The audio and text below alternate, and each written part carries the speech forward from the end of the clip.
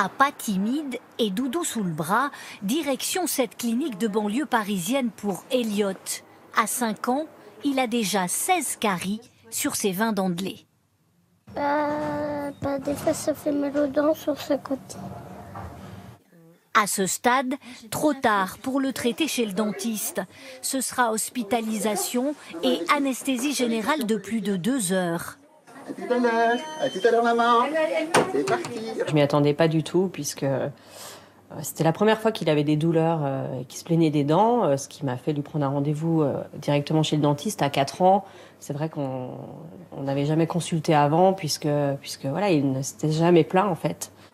Au bloc opératoire, il s'agit maintenant de sauver les dents d'Elliot en rebouchant patiemment tous les trous, même si ça n'est pas toujours possible. Là, il y aura une dent qui va devoir être extraite, qui est infectée.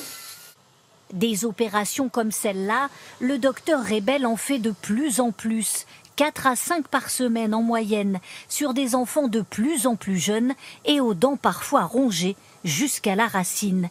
Face à de tels tableaux cliniques, elle ne peut que s'interroger. On ne peut pas faire une carie sans sucre, ce n'est pas possible. Donc il y a forcément du sucre, oui. Trop de sucre. A priori. Le sucre dévastateur et pourtant, les enfants l'adorent. Accros de confiserie et de soda, ils en consomment beaucoup trop.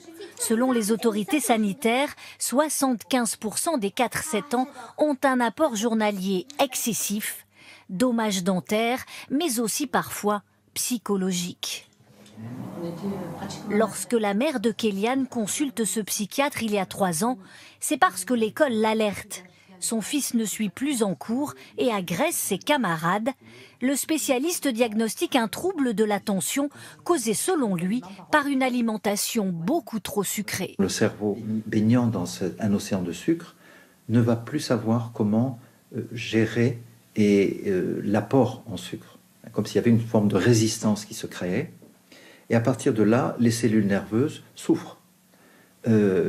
Et cela donne lieu à des problèmes d'attention, des troubles de concentration, des troubles de la mémoire qui se retrouvent chez l'enfant.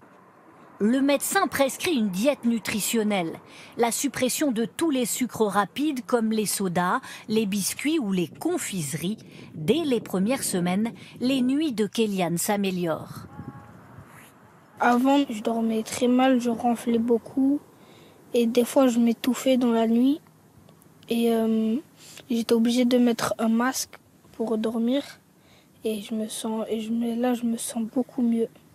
J'arrive mieux à dormir, je ronfle pas trop et je me sens mieux dans mon sommeil. L'enfant récupère mieux et du coup, peu à peu, la sérénité revient. Ça l'a rendu très très calme en fait. J'ai remarqué de la concentration, beaucoup de concentration. Donc il se posait, il réfléchissait, il se concentrait. Alors qu'avant, non, pas du tout. Il était hyperactif. Aujourd'hui, beaucoup de recherches scientifiques pointent les liens entre le sucre et certaines pathologies. Obésité, maladie du foie et même diabète de type 2, jusqu'alors quasi inconnu chez l'enfant. Les autorités sanitaires tirent la sonnette d'alarme et dénoncent un environnement qui sursollicite les plus jeunes. Il faut qu'ils apprennent à en consommer moins. Mais pour ça aussi, il faut qu'ils cessent d'être surexposés à un grand nombre de sollicitations publicitaires dans la rue, sur les écrans. Énormément de produits très attractifs. Dans les supermarchés, un enfant qui se promène dans un supermarché est exposé à beaucoup de tentations. Pour un enfant de 4 à 7 ans, l'ANSES préconise 60 grammes de sucre par jour maximum. C'est l'équivalent de la dose contenue dans une seule canette de soda.